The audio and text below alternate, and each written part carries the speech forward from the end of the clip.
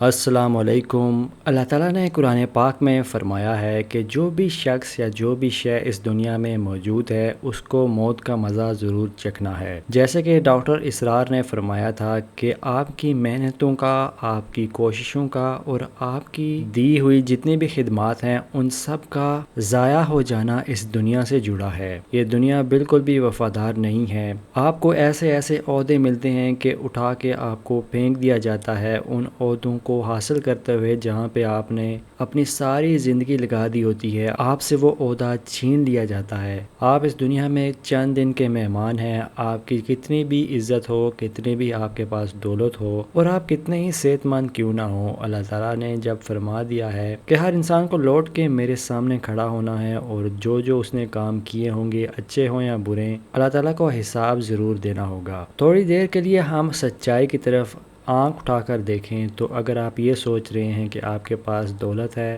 اور یہ دولت آپ کو کسی بھی بیماری سے بچا لے گی، آپ کے پاس شہرت ہے، اس شہرت کے بدلے میں آپ کو یا آپ کی جگہ کوئی اور چلا جائے گا اس دنیا سے، تو ایسا ناممکن ہونے والا ہے۔ اس دنیا کی حقیقت یہی ہے کہ آپ کتنے بھی مشہور کیوں نہ ہوں، کتنے بھی آپ دولت مند کیوں نہ ہوں اور کتنی ہی آپ کے پاس طاقت موجود کیوں نہ ہو، ان سب طاقت کا، ان سب دولتوں کا کوئی بھی فائدہ نہیں ہونے والا۔ ایک ہی فائدہ آپ کو ہوگا اور وہ ہے آپ کے کیے ہوئے اچھے اعمال، آپ کی عبادتیں اور آپ کا حسن اخلاق۔ اگر آپ کا حسن اخلاق اچھا ہوگا، آپ کے جانے کے بعد لوگ آپ کی تعریفیں کریں گے یا آپ کو اچھا کہیں گے تو آپ کو وہاں پہ بھی ثواب ملتا رہے گا اور آپ کی آگے والی زندگی بہت ہی آسان ہوگی۔ اگر آپ نے دولت کمائی ہے اور اس دولت کا صحیح استعمال کیا ہے، لوگوں میں خرچ کیا ہے، اللہ تعالیٰ کی راہ میں خرچ کیا ہے، تو ضرور آپ کو اس کا صلہ آگے بھی ملے گا اور آپ کو ایسا صلہ ملے گا کہ آپ خوش ہو جائیں گے۔ جیسے کہ اللہ تعالیٰ نے قرآن پاک میں فرمایا ہے کہ میں اتنا نوازوں گا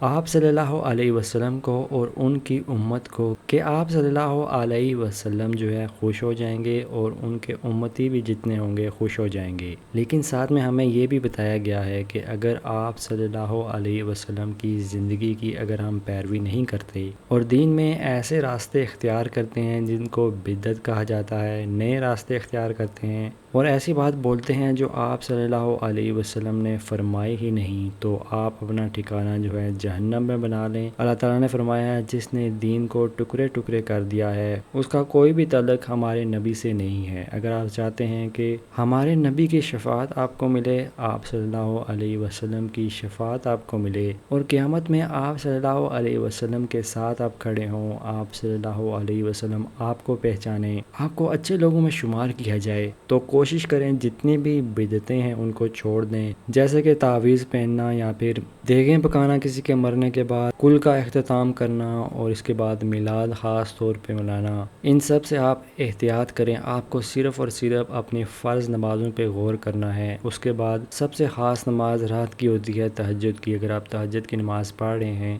تو آپ فرض نماز کے بعد سب سے خاص عبادت یہی کر رہے ہیں۔ اس کے علاوہ اپنے ارد گرد لوگوں کی خدمت کریں۔ آپ کے پاس جتنا بھی پیسہ موجود ہے، بے شک آپ کم کما رہے ہیں زیادہ، اور اللہ تعالیٰ نے فرمایا ہے کہ ہم نے جتنا بھی انسانوں کو دیا ہے، ہر انسان اپنی اپنی استطاعت کے ساتھ لوگوں کی خدمتیں کر رہا ہے، لوگوں کو کھانا کھلا رہا ہے اور ان کی مدد کر رہا ہے، اور یہی کام سب سے زیادہ افضل ہے۔ اس کے علاوہ آپ نے گناہوں سے بچے رہنا ہے۔ گناہوں سے بچے رہنے کے لیے آپ کو اپنی نظر کی حفاظت خاص طور پہ کرنی ہوگی۔ اگر آپ نظر کی حفاظت کریں گے تو آپ کو تقریباً 80 سے 90% گناہوں سے